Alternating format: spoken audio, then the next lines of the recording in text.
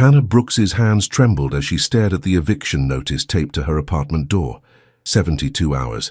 That's all she had left before everything she'd worked for disappeared. The hospital bills from her mother's cancer treatment had drained every cent, every hope. She was a nurse who couldn't even afford to keep a roof over her own head. "Miss Brooks?" A voice like velvet over steel made her spin around. The man standing in the dim hallway shouldn't exist outside of movies. Tall, devastatingly handsome, wearing a suit that cost more than her yearly salary. Dark eyes assessed her with an intensity that made her breath catch. Two men in black flanked him, bodyguards clearly. "I have a proposition for you," he said, his slight Italian accent curling around each word. "My son needs a nurse, a live-in nurse."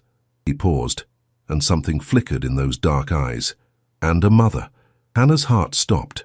She had no idea that accepting this offer would change everything, or that this man was Marco Colombo, the most feared Mafia boss on the East Coast. If you want to discover how Hannah ended up in this situation and what happened after this life-changing moment, subscribe to the channel and leave a comment about where you're watching from. Every view helps bring more stories like this one to life. 3 days earlier, Hannah had been standing in the pediatric ward of St. Catherine's Hospital, watching a little boy with the saddest eyes she'd ever seen. Antonio Colombo, age 5, chronic asthma, no mother listed on his chart, just a father who visited exactly once a day, stayed exactly 30 minutes, and left without ever smiling. "He doesn't talk much," her supervisor had warned. "Trauma from losing his mother 2 years ago. The father is difficult, wealthy, demanding. Several nurses have already refused to treat the child at home." Hannah had knelt beside Antonio's bed, noticing how he clutched a worn stuffed lion. "Hey, buddy, I'm Hannah. That's a cool lion. Does he have a name?" For the first time in 3 days, Antonio had looked directly at her. "Leo," he whispered. "Like Leonardo da Vinci. Mama said he was brave and smart." Something in Hannah's chest cracked open. This child, this beautiful, lonely child, needed someone who saw him, really saw him.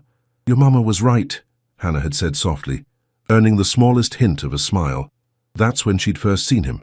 Marco Colombo had appeared in the doorway like a storm given human form. Every nurse in the vicinity had suddenly found urgent tasks elsewhere. He wore power like a second skin, tailored black suit, perfectly styled dark hair, a Rolex that caught the fluorescent lights. But it was his eyes that held her frozen. Dark, intense, and filled with something that looked dangerously close to desperation when he looked at his son. "Antonio," his voice was gentle, in a way that surprised her. "Come mi senti? How do you feel?" "Meglio, papa." "Better, papa." Hannah had stood up, professional smile in place, extending her hand. "Mr. Colombo, I'm Hannah Brooks, one of the nurses. I know who you are." His hand engulfed hers, warm and commanding. His gaze traveled over her face with an intensity that made heat rush to her cheeks. "You made my son smile. That hasn't happened in 8 months." Before she could respond, his phone had buzzed. The warmth in his expression iced over instantly. "Excuse me." He'd stepped into the hallway, but his voice carried. "I don't care what Dimitri wants. The answer is no. If he contacts my family again, he won't live to regret it." Hannah's blood had run cold. She wasn't naive. She'd heard the rumors about the Colombo family, about the man who controlled half of New York's underground from the shadows. But standing there, watching him return to his son's bedside and carefully adjust the boy's blanket with such tenderness, she couldn't reconcile the threat she'd just heard with the father in front of her. "Miss Brooks," he'd said, and she realized he was studying her again. "You're good with children. It's my job." "No." His eyes narrowed. "It's more than that. You actually care." Over the next 2 days, Hannah had watched Marco's careful routine. He arrived at 6 p.m. exactly, bringing Antonio's favorite foods, always homemade by someone, never hospital food. He read to his son in Italian, helped him with breathing exercises, and never once checked his phone during those precious 30 minutes. But he also never stayed longer, as if afraid of what might happen if he did. On the 3rd day, Antonio's asthma attack had been severe. Hannah had worked through her break, staying beside him, talking him through the panic as his oxygen levels dropped. She'd held his small hand, singing softly until the medication kicked in and he could breathe again. When Marco had arrived that evening, Antonio was asleep and Hannah was still there, exhausted but unwilling to leave until she was sure he was stable. "You didn't have to stay," Marco had said quietly, standing beside her. "Yes, I did." She'd looked up at him, suddenly angry. "He's 5 years old, Mr. Colombo. He's terrified. And he's lonely. Those 30-minute visits aren't enough." She'd expected anger. Instead, something like pain flashed across his face. "You think I don't know that?" His voice was low, dangerous.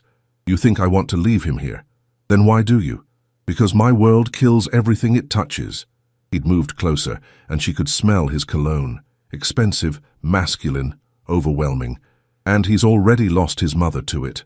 "I won't risk—" He'd stopped, jaw clenching. That's when she'd understood. Marco Colombo wasn't cold. He was terrified. Terrified of losing his son the way he'd lost his wife. "He needs you," Hannah had whispered. "Not for 30 minutes, all the time." "I know." His eyes met hers, and the intensity there stole her breath. "That's why I need you." 2 days later, the eviction notice had appeared on her door. And an hour after that, so had Marco Colombo. Now standing in her shabby hallway with this dangerous, beautiful man offering her salvation, Hannah's mind raced. "You want to hire me as Antonio's private nurse?" "Yes." Marco stepped closer, and she caught herself taking a step back. Not from fear, but from the overwhelming presence of him. "Live-in position. You'd stay at my estate. Care for Antonio full-time. Salary of $200,000 a year, plus benefits. All expenses paid." Hannah's knees nearly gave out. $200,000. She could pay off her mother's medical bills, her student loans, everything. "But there's a condition," Marco continued, and something in his expression made her heart race. "To the world, you wouldn't just be his nurse." He paused. "You'd be my wife." Hannah was sure she'd misheard. "Your wife?" "In name only," Marco clarified, though his eyes never left hers. "A business arrangement. Antonio needs stability, needs a mother figure who won't disappear. The families I deal with respect marriage. They wouldn't dare touch you or Antonio if you were under my name, my protection." "This is insane." Hannah pressed her back against her apartment door. "You can't just buy a wife." "I'm not buying anything." His voice hardened. "I'm offering you a solution to your problems, and you'd be solving mine. Antonio needs someone who cares about him, not about my money or my name. Someone like you. You don't know anything about me. I know you stayed 3 hours past your shift to hold my son's hand. I know you have $60,000 in medical debt from your mother's treatment. I know you work double shifts and still can't make rent." His expression softened slightly. "I know you're drowning, Hannah. Let me throw you a line." The use of her first name sent an unexpected shiver through her. "And what do you get out of this?" "Peace of mind. Antonio gets the care and love he deserves. And my enemies get the message that my family is off limits." Marco pulled a business card from his pocket. "Think about it. You have until tomorrow morning. After that, I'll find someone else." He turned to leave, then paused. "For what it's worth, I hope you say yes. Antonio asked about you today. First time he's asked about anyone since his mother died." Those words haunted Hannah all night. She sat in her empty apartment, eviction notice on her coffee table, trying to imagine what saying yes would mean. Marrying a mafia boss, living in his world, raising a child who wasn't hers, but who had somehow already stolen a piece of her heart. At 6 a.m. she called the number on the card. "Miss Brooks." Marco's voice was alert despite the early hour. "Your answer?" "I have conditions," Hannah said before she could chicken out. "Name them." "Antonio comes first, always. Any decision about his care I have final say." "Agreed. I want separate bedrooms. This marriage stays exactly what you said, in name only." There was a pause. When Marco spoke again, his voice was lower, rougher. "Agreed. Though I should warn you, my bedroom is next to the nursery. You'd be across the hall from me." Hannah ignored the flutter in her stomach. "Fine. And one more thing. If I do this, I do it my way. No more 30-minute visits. You're going to actually be a father to that little boy." "That," Marco said, and she could hear the smile in his voice, "is exactly why I chose you. My driver will pick you up at noon.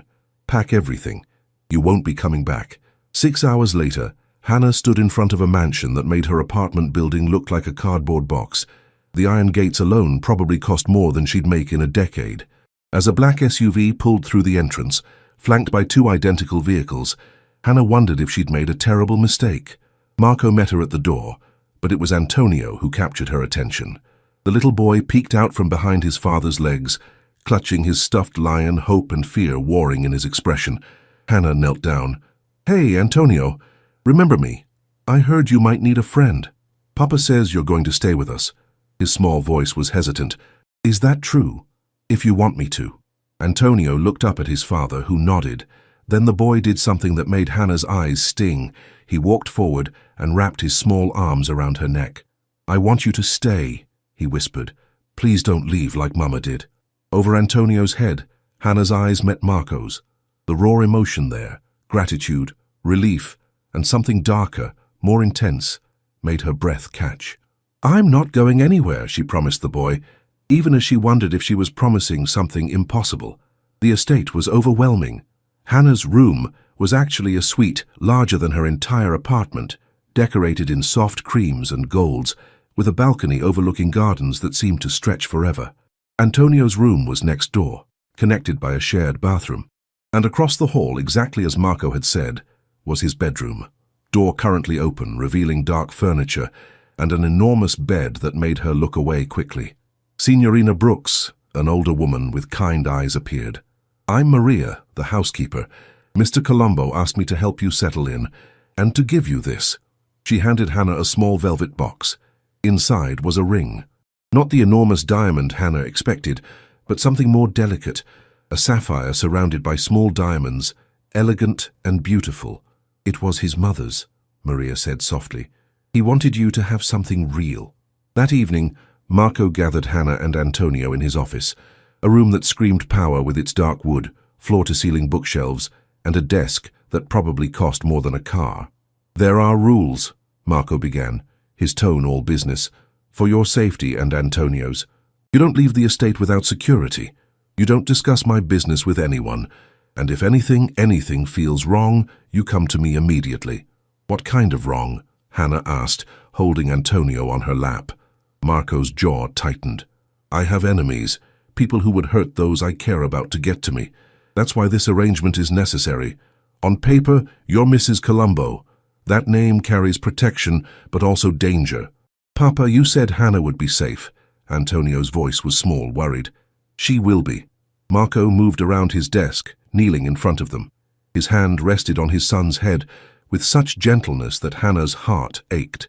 "I promise you, figlio mio, nothing will hurt her. Or you. Not while I'm breathing." Later that night, after she'd helped Antonio settle into bed, reading him 3 stories and staying until his breathing evened into sleep, Hannah found Marco on the terrace overlooking the gardens. He'd loosened his tie, rolled up his sleeves, revealing forearms marked with ink she couldn't quite make out in the moonlight. "He fell asleep smiling," Hannah said softly. "First time in weeks, according to Maria." Marco didn't turn, but his shoulders relaxed slightly. "Thank you for being here, for caring. I'm not doing this for you." "I know." Now he did turn, and the moonlight illuminated the harsh beauty of his face. "You're doing it for him, which is exactly why I trust you." He pulled something from his pocket. "Papers. The marriage license. We sign tomorrow, City Hall, 10 a.m. Small ceremony, just us and witnesses." Reality crashed over Hannah. Tomorrow she'd become Mrs. Marco Colombo, married to a man she barely knew. A man whose world included violence and danger and secrets she couldn't begin to imagine. "Are you having second thoughts?" Marco asked, moving closer. Close enough that she could smell his cologne again, feel the heat radiating from his body. "Honestly, I'm terrified." "Good." His lips curved into something that wasn't quite a smile. "Fear keeps you alert, keeps you alive." He reached out, and for a moment she thought he might touch her face. Instead, his fingers brushed the sapphire ring now on her finger. "But I meant what I said. Nothing will hurt you while you're mine." He caught himself. "While you're under my protection." The correction came too late. The word mine had sent electricity racing through her veins, awakening something dangerous and inappropriate and absolutely impossible to act on. "Good night, Hannah," Marco said, his voice rougher than before. "Tomorrow, everything changes." As she lay in her enormous bed that night, listening to Antonio's soft breathing through the shared bathroom, Hannah realized Marco was wrong. Everything had already changed the moment she'd said yes. The courthouse wedding was surreal. Hannah wore a simple cream dress that Maria had somehow procured overnight, and Marco looked devastating in a charcoal suit. Antonio, dressed in a miniature version of his father's outfit, held both their hands as they stood before the judge. "Do you, Marco Colombo, take Hannah Brooks to be your lawfully wedded wife?" "I do."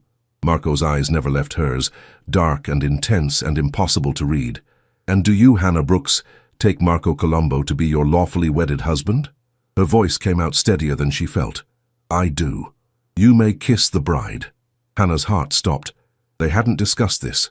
Marco stepped closer, his hand cupping her face with surprising gentleness. The kiss was brief, barely a whisper of lips against lips, but it sent fire racing through her entire body. When he pulled back, something flickered in his eyes. Surprise, maybe, or recognition of the spark between them that neither had acknowledged. "Congratulations, Mr. and Mrs. Colombo." Antonio cheered, throwing his small arms around both of them, and Hannah forced herself to smile, even as her lips still tingled from that too brief contact. Back at the estate, reality set in quickly. Hannah learned that being Mrs. Colombo meant a lot more than wearing a ring. It meant security briefings from Marco's head of security, a stern man named Vince, who made her memorize escape routes and panic codes. It meant learning which rooms were off limits, Marco's office during meetings, which people to trust, very few, and which questions never to ask, most of them. But it also meant moments of unexpected beauty, like watching Marco teach Antonio to swim in the enormous pool, patient and encouraging when the boy panicked. Like the afternoon she found them in the music room, Marco at a piano she didn't know he played, Antonio curled against his side as they worked through a simple melody together. "Mama used to sing this," Antonio said, his fingers finding notes hesitantly. "Do you remember, Papa?" Marco's expression went distant, pained. "Every word, Figlio. Will Hannah learn it too, so it doesn't get lost?" Marco's eyes found Hannah standing in the doorway. "Would you like to learn?" She moved closer, drawn by something she couldn't name. "I'd be honored." Marco shifted, making room on the piano bench, and suddenly Hannah was pressed between him and Antonio, hyper-aware of every point where Marco's body touched hers, shoulder, hip, thigh. His arm came around her, guiding her fingers to the keys, and his breath was warm against her ear as he hummed the melody. "It's called Stelle nel cielo," he murmured. "Stars in the sky." Sophia, Antonio's mother. She'd sing it every night before bed. Hannah felt the weight of that trust, the intimacy of sharing something so precious. Her fingers fumbled over the keys, but Marco's hand steadied hers, strong and patient. "Like this," he said, and they played together, his fingers overlaying hers until the melody emerged, sad and beautiful and perfect. Antonio's eyes shone with tears, but he was smiling. "Mama would like you, Hannah. I think she sent you to us." That night, Hannah couldn't sleep. The ring on her finger felt heavier than it should, a reminder of the complicated reality she'd stepped into. She wandered to the library, needing distraction, and found it in floor-to-ceiling shelves of books. Couldn't sleep either. She spun to find Marco in the doorway, wearing only sleep pants slung low on his hips. His chest was bare, revealing the tattoos she'd only glimpsed before, an intricate design that covered his left shoulder and ribs, beautiful and dangerous like the man himself. "I'm sorry. I didn't mean to intrude. This is your home now, Hannah. You can go wherever you want." He moved into the room and she forced herself not to retreat. "Except my office during business hours.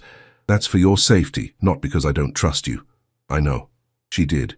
Over the past week, she'd learned that Marco's world operated on different rules, violent rules that he kept carefully separate from Antonio and now her. "You played beautifully today," Marco said, stopping in front of her. "Sophia would have appreciated that. You caring enough to learn. Tell me about her." Hannah wasn't sure why she asked. Maybe because she needed to understand this man, this complicated father, who was equal parts tender and terrifying. Marco's expression shuttered. "She was good, too good for my world. I tried to keep her safe, but..." He turned away, tension radiating from every line of his body. "A rival family wanted to hurt me. They succeeded. She died protecting Antonio. He was in the car too, witnessed everything." Hannah's heart broke. "Marco, don't." His voice was rough. "Don't offer sympathy. I don't deserve it. She's dead because of me, because I couldn't protect her. I won't make that mistake again." "Is that what I am?" Hannah asked quietly. A way to avoid mistakes?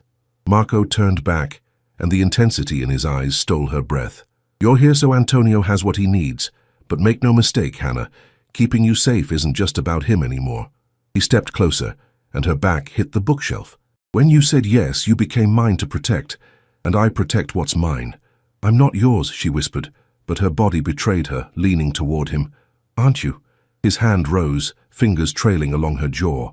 You wear my name, my ring, sleep under my roof, care for my son. His thumb brushed her lower lip, and she gasped. The only question is whether that's all you'll ever be. My wife on paper, or something more. Hannah's mind screamed at her to step away, to remember this was business, just an arrangement. But her heart, her traitorous, foolish heart, wanted to close the distance between them, to find out if his kiss could be as intense as his gaze. A crash from upstairs shattered the moment. Marco moved instantly, his entire demeanor shifting from intimate to lethal in a heartbeat. Stay here. But Hannah was already running toward the stairs. That's Antonio's room. She burst into Antonio's bedroom to find him on the floor, gasping for breath, his inhaler fallen out of reach. A severe asthma attack, the worst she'd seen. Hannah dropped beside him, immediately assessing. I need his emergency medication, now. Marco was already moving to the medical cabinet, pulling out exactly what she needed with practiced efficiency. Together, they worked to stabilize Antonio, Hannah's nursing training taking over while Marco held his son, murmuring soothing words in Italian. 20 minutes later, Antonio was breathing easier, curled in his father's arms, exhausted but stable. Hannah sat back, her own hands shaking from the adrenaline crash. Thank you, Marco said quietly, his hand finding hers. If you hadn't been here... But I was, she squeezed his hand, and I'm not going anywhere. Antonio's small voice interrupted them. Papa? Hannah? Will you both stay until I fall asleep? Marco looked at Hannah, a question in his eyes. She nodded. They settled on either side of Antonio's bed, each holding one of his hands. The boy's breathing gradually evened out, his grip relaxing as sleep claimed him. But neither adult moved. They stayed like that, connected through the child between them, until morning light crept through the windows. When Antonio was fully asleep, Marco finally spoke, his voice barely audible. I was wrong earlier. You're not just mine to protect. You're becoming something I didn't think I could have again. What's that? Hannah whispered. Hope. 2 weeks into their arrangement, Hannah had settled into a rhythm. Mornings with Antonio, breakfast, lessons, he was too anxious to attend school yet. Playtime. Afternoons might include doctor's appointments, swimming, or exploring the estate's massive grounds. Evenings were family dinners, something Marco had started joining for the first time since Sophia's death. Hannah watched the transformation in both father and son. Antonio laughed more, slept better, his asthma attacks becoming less frequent with proper care and reduced stress. And Marco. Marco was learning to be present, to put down his phone during dinner, to read bedtime stories instead of delegating to staff, to let Antonio see him smile. But the tension between her and Marco grew stronger each day, lingering looks across the dinner table, hands brushing when they both reached to help Antonio, the way he watched her sing the Italian lullaby they'd learned together, dark eyes tracking every movement of her lips. Then everything changed on a Tuesday afternoon. Hannah was in the garden with Antonio when Vince appeared, his expression grim. Mrs. Colombo, I need you and Antonio inside. Now. The use of her married name, the urgency in his tone, Hannah knew this was serious. She scooped Antonio up, hurrying inside to find Marco waiting in the foyer. His face was a mask of controlled fury. What's wrong? Hannah asked. Dmitry Volkov sent a message. Marco's voice was ice. He knows about you, about Antonio, about how much you both matter to me. Hannah's blood ran cold. What kind of message? Marco's jaw clenched. He sent photos. Of you at the hospital last week when Antonio had his checkup. Of you and Antonio at the playground yesterday. His eyes met hers, and the fear beneath the anger made her stomach drop. He can reach you whenever he wants. And now he's asking for a meeting, with me, alone. Papa, I'm scared. Antonio whimpered against Hannah's shoulder. Marco pulled them both into his arms, his embrace fierce and protective. No one will hurt you, I promise. But we need to be smart. He looked at Hannah. There's a safe house in the mountains, isolated, heavily guarded. I need you to take Antonio there, today. What about you? I'm meeting with Volkov. Ending this. No. Hannah's hand gripped his arm. If he's threatening your family, he'll expect you to come alone. It's a trap. I know. Marco's expression was resigned. But it's the only way to keep you safe. If I don't go, he'll escalate. Next time it won't be photos. Antonio started crying, and Hannah felt her own tears threatening. In just 2 weeks, this had become her family. This dangerous, complicated, beautiful family. And she was about to watch Marco walk into a trap. There has to be another way, she insisted. There isn't. Marco cupped her face, his touch achingly gentle. Listen to me, Hannah. If something happens to me, Vince has instructions. You and Antonio will be protected, provided for. You'll both be... Stop. She grabbed his wrist. You're not saying goodbye. You're coming back. Hannah. No. You're coming back because Antonio needs you. Because She stopped herself just in time. Because we're a family now. All of us. Something broke in Marco's expression. He pulled her closer, his forehead resting against hers, Antonio between them. If I had more time, he whispered. If I could give you what you deserve instead of this mess. Marco. Hannah's hand moved to his chest, feeling his heart racing beneath her palm. Just promise you'll come back. I promise. He pressed a kiss to her forehead, then Antonio's. Now go. Vince will take you somewhere safe. 2 hours later, Hannah watched the city disappear through the SUV's tinted windows, Antonio asleep in her lap, her heart somewhere back at the estate, with a man who had somehow become more than just her employer, more than just a convenient arrangement. The safe house was actually a fortress disguised as a mountain cabin, state-of-the-art security, guards in the woods, supplies for weeks. Hannah went through the motions of settling Antonio, but her mind was miles away. At midnight, her phone rang. An unknown number. She answered with shaking hands. Hannah. Marco's voice, but strained, pained. What happened? Are you okay? The meeting. It didn't go as planned. Volkov isn't working alone. He has backing from 3 other families. They want me out. Want to carve up my territory. Where are you? Safe. For now. But Hannah, they know about the safe house. I don't know how, but they do. You need to run. There's an old hunting lodge 2 miles north. The line went dead. Hannah's training kicked in. She grabbed Antonio, wrapping him in blankets, and found Vince. We need to move. Now. But it was too late. The lights went out. Gunfire erupted from the woods. Men were shouting, and through the chaos, Hannah heard one thing clearly. Find the woman and the boy. Vince was already moving, pushing her toward a back exit. There's a path through the woods. Follow it to the old bridge. Don't stop, don't look back. What about you? I'll buy you time. Go. Hannah ran. Antonio clutched to her chest, his small body trembling with fear. The forest was dark, treacherous, but fear gave her strength. She could hear men behind her crashing through the undergrowth, getting closer. The bridge appeared ahead, old wooden, spanning a deep ravine. Hannah didn't hesitate.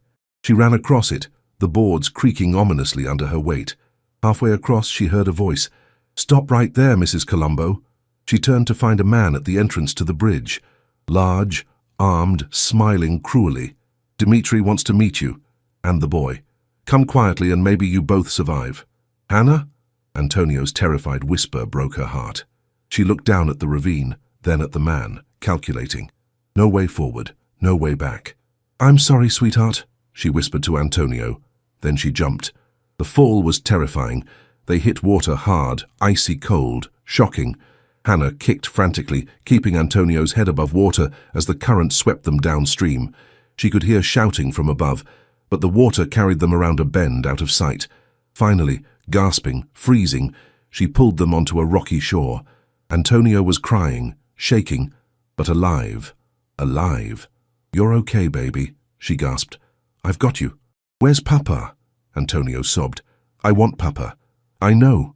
Hannah pulled out her waterlogged phone. Miraculously, it still worked. 1 bar of service. She dialed Marco with numb fingers. He answered on the first ring. Hannah, where are you? I heard shooting. They found us. We jumped in the river. Marco, I don't know where we are, but Antonio is with me and we're safe for now. Send me your location. I'm coming. Hannah. His voice broke. I'm so sorry. I should have protected you better. Just find us, please." 30 minutes later, lights cut through the darkness. Hannah tensed, ready to run again, but then she saw him. Marco, covered in blood that she prayed wasn't his, running toward them with desperate urgency. He dropped to his knees, pulling them both into his arms with a force that stole her breath. You're safe, Dio mio, I thought." "We're okay," Hannah assured him, even as she clung to him just as desperately. "We're okay." Marco's hands moved over her face, her arms checking for injuries, then did the same with Antonio. "The men who attacked you are dead. Vince is alive. And Dimitri," his expression went dark, "Dimitri won't threaten my family again." In the SUV heading back to the estate, Hannah finally let herself fall apart. The adrenaline faded, leaving her shaking uncontrollably.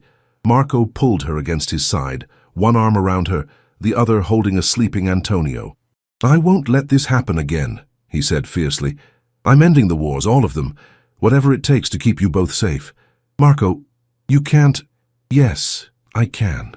Because I finally understand what Sophia tried to tell me before she died." His hand tilted her face up to his. "That some things are worth more than power or territory or respect. Some things are worth changing everything for." Hannah's breath caught at the intensity in his eyes. "I don't need a wife," Marco said, echoing the words he'd spoken weeks ago. "But I need you, not as an arrangement, not as Antonio's nurse. I need you, Hannah, the way I need air. And if you'll let me, I'll spend the rest of my life proving it." The estate was a fortress when they returned. Marco had called in every favor, every alliance, surrounding his home with enough security to protect a president. But Hannah could see the toll it was taking, the dark circles under his eyes, the tension in his shoulders that never fully relaxed. 3 days after the attack, Hannah found him in his office at 3 a.m., surrounded by papers, a half-empty bottle of whiskey on his desk. "You need to sleep," she said softly from the doorway. "Can't." He didn't look up. "I'm working on deals, truces, ways to minimize the violence while maintaining enough power to keep you both safe. It's a delicate balance." Hannah crossed to him, gently removing the glass from his hand. "Marco, look at me." He did, and the exhaustion and fear in his eyes broke her heart. "You can't protect us if you destroy yourself in the process." She knelt beside his chair. "Let me help. Let someone help. You're not alone anymore. I've been alone so long. I don't know how to be anything else." His hand rose to touch her face, hesitant, as if afraid she might disappear. "Even with Sophia, I kept walls up, kept her separate from this world. It killed her. And now you—" "I'm not Sophia." Hannah's hand covered his. "I chose to be here, chose this family, and I'm not going anywhere." "Hannah," his voice was rough, broken. "I can't lose you. I can't. Antonio can't. We need you. Then trust me to help carry this." She rose, pulling him to his feet. "Starting with getting some rest. Together we'll figure out the rest." Marco's arms came around her, and for the first time since the attack, she felt him truly exhale. "Stay with me tonight?" The request was vulnerable, nothing like the commanding mob boss. "Just stay, I need to know you're safe." Hannah should have said no, should have remembered this was supposed to be business, separate bedrooms, boundaries. But boundaries seemed meaningless after jumping off a bridge to save Antonio, after seeing Marco covered in blood, desperate with fear. "Okay," she whispered. "I'll stay." In Marco's bedroom, a space she'd never entered before, Hannah discovered a man's vulnerability laid bare. Photos of Antonio at every age covered one wall. A picture of Sophia, young and laughing, and newer additions. A photo Vince had taken of Hannah and Antonio at the piano, another of the three of them at dinner, all smiling. "You kept photos of us," Hannah said softly, "from the first day." Marco shed his jacket, then his tie, moving with exhaustion. "Antonio wanted proof that you were real, that you weren't going to disappear like everyone else he's loved." He paused. "I think I needed that proof too." They lay on the massive bed, above the covers, fully clothed, a careful space between them. But in the darkness, Marco's hand found hers. "Tell me about before," Hannah said quietly. "Before all this, what did you want to be when you were Antonio's age?" Marco was quiet so long she thought he wouldn't answer. Then, "A pianist, like my mother. She taught me everything she knew before she died. I was 12. After that, my father groomed me to take over the family business." He laughed bitterly. "I never had a choice. But Antonio will. I swear to you, he'll have a choice. He has you as a father. That's the best choice you could give him." Marco turned toward her, and in the moonlight filtering through the windows, his expression was raw with emotion. "And what about you, Hannah? What choice do you want?" The question hung between them, heavy with possibility. Hannah thought about the woman she'd been just weeks ago, drowning in debt, exhausted, alone, and the woman she was becoming, a mother to a beautiful boy, a partner to a complicated man, someone with purpose and belonging. "I want to choose this," she whispered. "All of it. The chaos and danger and family dinners, Antonio's laughter, your piano playing at midnight. I want to choose us. Even though this isn't what you signed up for?" Marco's hand tightened on hers. "Even though I'm asking you to love a man whose world could destroy you? You're not your world, Marco. You're a father who learns lullabies, a man who plays piano in the dark, someone who ran into a forest full of armed men to save us." She moved closer, bridging the distance. "That's who I'm choosing." Marco's control finally broke. His hand slid into her hair, pulling her close, and when their lips met, it wasn't like the brief courthouse kiss.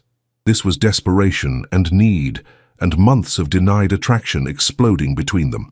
Hannah gasped against his mouth, and he swallowed the sound, deepening the kiss until she couldn't remember why they'd ever tried to resist. "Hannah," he breathed against her lips, "tell me to stop. Tell me this is just business." "Don't stop," she whispered. "And this stopped being business the moment I jumped in that river."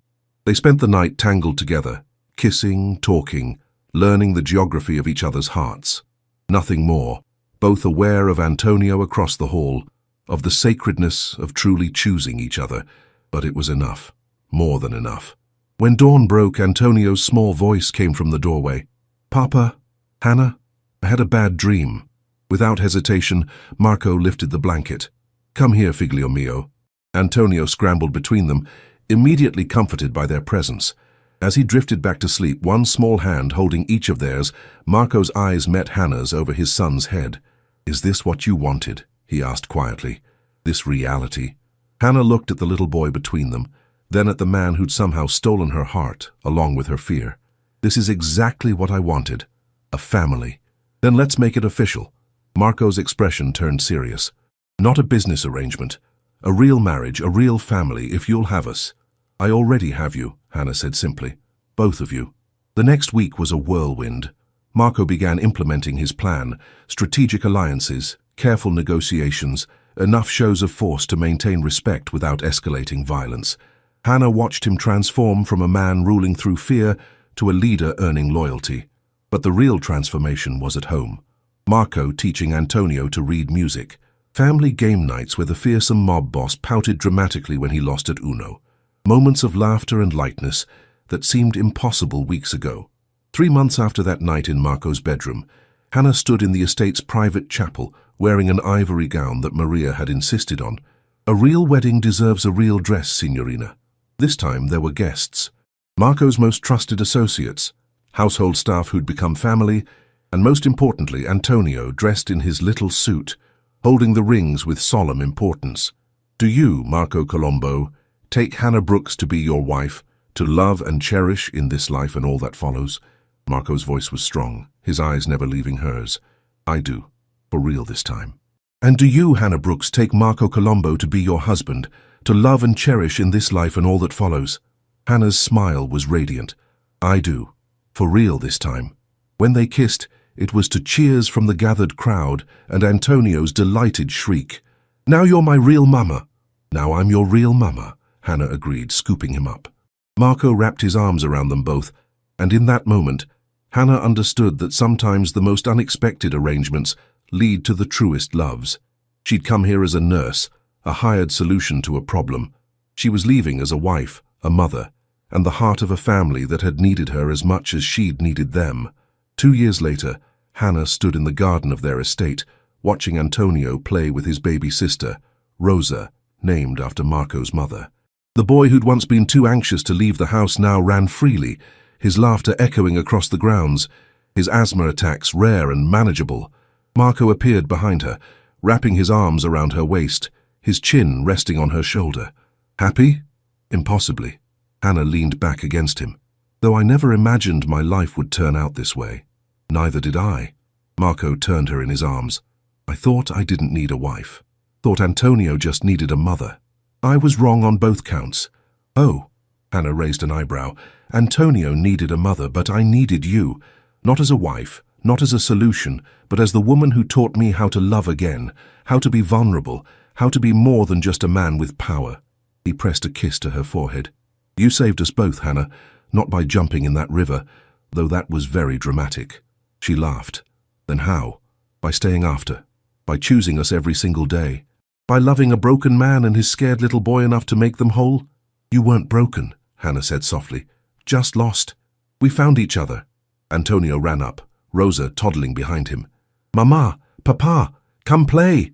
Marco lifted his daughter, while Hannah took Antonio's hand, and together the family walked back toward the house, a house that had once been a fortress of loneliness, but was now filled with laughter, music, and love. As they passed the music room, Hannah caught sight of the piano where it had all begun, where she'd learned Sophia's lullaby, where a complicated, dangerous man had shown her his heart. She'd come here expecting to be a nurse, a temporary solution to a problem. Instead, she'd found her purpose, her family, her home, and every day she chose them, just as they chose her. This story has reached its end. If it touched your heart in any way, leave your like and share it with someone who also enjoys emotional stories. New stories arrive soon. Until next time.